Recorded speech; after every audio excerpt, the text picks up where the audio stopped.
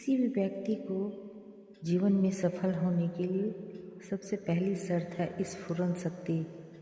जी हाँ, स्फुरन शक्ति ही सफलता प्राप्ति का साधन है। नमस्कार मित्रों, आज मैं स्फुरन शक्ति के बारे में बात करूँगी। स्फुरन शक्ति ही छोटी सी छोटी बौद्धिक शक्ति को दृढ़ता प्रदान कर उसे प्रचालन क्रिया की सृष्टि करती है।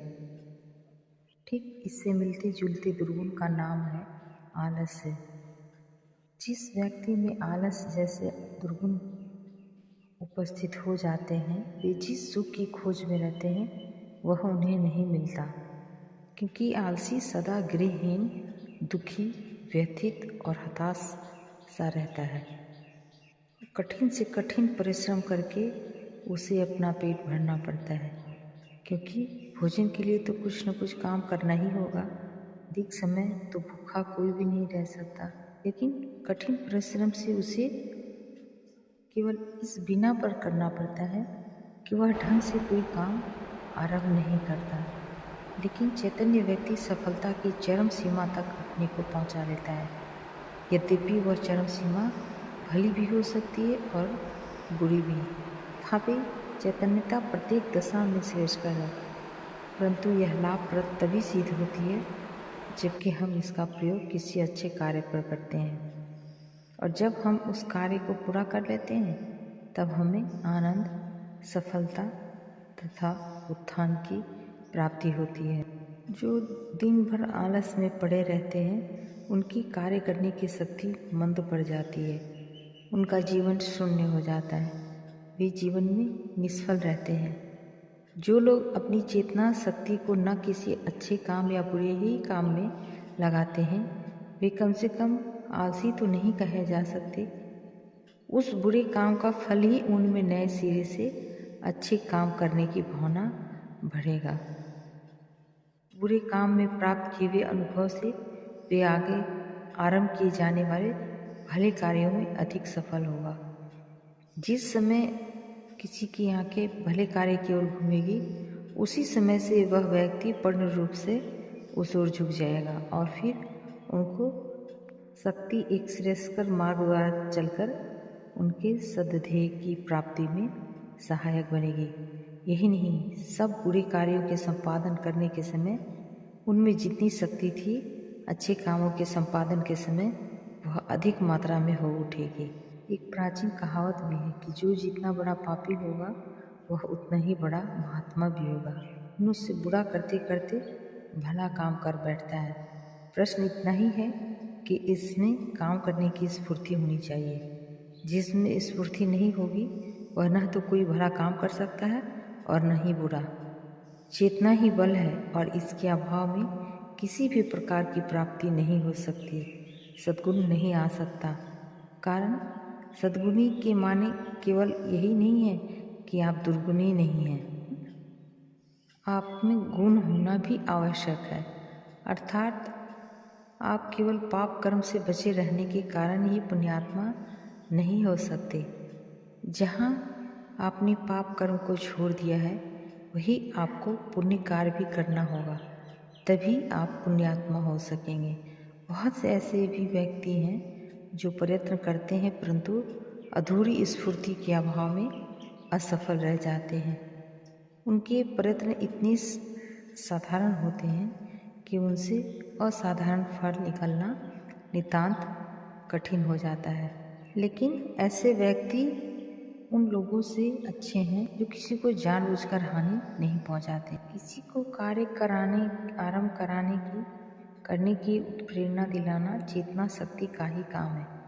चेतना शक्ति प्रत्येक व्यक्ति को कर्मशील बनने का आदेश करती है और काम में डट जाने का संकेत करती है। यहाँ तक कि ध्यानमग्न एवं एकाग्रचित बुद्धि वाले व्यक्ति भी अपनी तत्वस्था में अपने शिष्यों को क्रियाशील बने रहने का संकेत किया करते हैं। हमारे जीवन के प्रत्येक क्षेत्र में चेतना शक्ति की आवश्यकता पड़ती है। यदि किसी काम को करना है तो तुरंत कर डालना चाहिए। यही नहीं बल्कि उसका आरंभ बड़े उत्साह से करना चाहिए।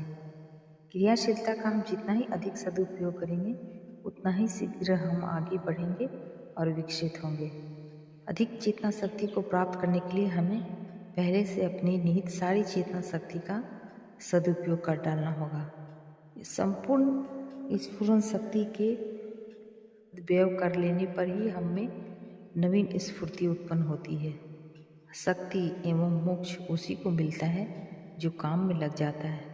यदि हम अपनी स्फुरन शक्ति को लाभ की वस्तु बनाना है तो केवल अच्छे ध्येयों की ओर से प्रवाहित कर देने से ही काम नहीं चलता, वरना हमें सावधानी से उसके प्रवाह को सीमा के भीतर रखना पड़ेगा। उसकी गतिविधि का निरीक्षण करना होगा, वरना वह इधर उधर आकर नष्ट हो जाएगी। चेतना शक्ति व स्फुरन को पानी की नहर की तरह समझना चाहिए। ऐसी नहर जिसका जल आप एक बहुत विशाल महास्थल में मरुस्थल में ले जाना चाहते हैं, वहाँ जल के अभाव में तराही तराही मची हुई है।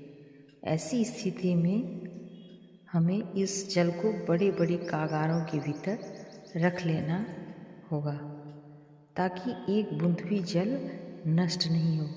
जो आलसी है उससे आश्चर्य होता है, क्योंकि उसका सीधा साधा पड़ोसी उन्नति शिखर के निकट पहुंचता जा रहा है।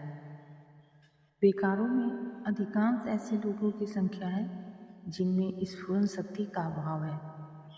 वह व्यक्ति जिसमें स्फुरन शक्ति का अभाव होता है वह कभी सफलता के शिखर पर नहीं पहुंच सकता है।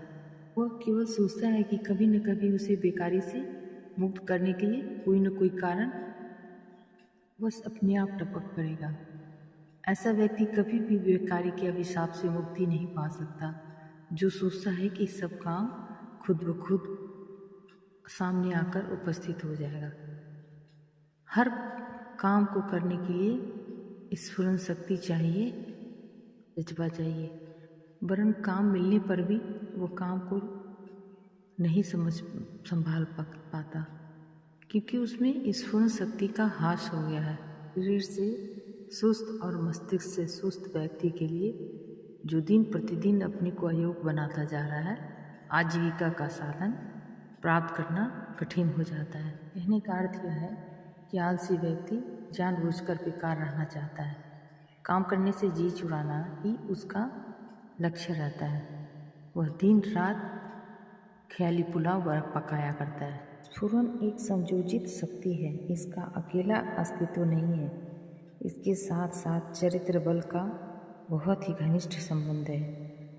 चरित्र बल के अंतर्गत उत्कंठा, उद्योग, दृष्टि तथा लगन, इन 4 गुणों का भी सम्मिश्रण होना आवश्यक है। कहने का मतलब कि स्फुरन के भीतर जो मसाला कूट कूट कर भरा गया है, उनमें प्रयुक्त 4 वस्तुएं भी सम्मिलित हैं, जिन्हें अपनी स्फुरन से कोई फल प्राप्त करना है। उन्हें बड़ी बुद्धिमत्ता से इसी सिद्धांत पर काम करना होगा। हो हल्ला और जल्दबाजी से काम खराब और गति में धीमापन आ जाता है। अधिक बातचीत करने वाला आदमी कुछ भी काम नहीं कर सकता। चित्त की एकाग्रता रूपी बारूद से बड़े बड़े लक्ष्य भेद किए जा सकते हैं। जो जितना ही बात करता है वह उतना ही अधिक काम भी कर सकता है, ऐसा समझना भूल है। रावण की मृत्यु निकट थी। राम के बाण उसे क्षण क्षण पर मृत्यु के निकट पहुंचा रहे थे, फिर भी उसे यही आशा बनी रही कि वह राम को पराजित कर देगा। उसने इसी भाव को मरते समय प्रकट भी किया था। मरते मरते उसने राम को सुनाकर कहा, ठहरो राम, मैं तुम्हें अभी समाप्त करता हूँ। राम को उसकी इस अभिमानपूर्वक युक्ति पर हंसी आ गई। उन्होंने कहा, सुन रावण, संसार में 3 प्रकार के आदमी होते हैं। एक गुलाब सरीखे जो केवल फूलते हैं, एक आम सरीखे जो फूलते और फलते दोनों हैं, तीसरे कटहल सरीखे जो केवल फलते हैं, फूलते नहीं।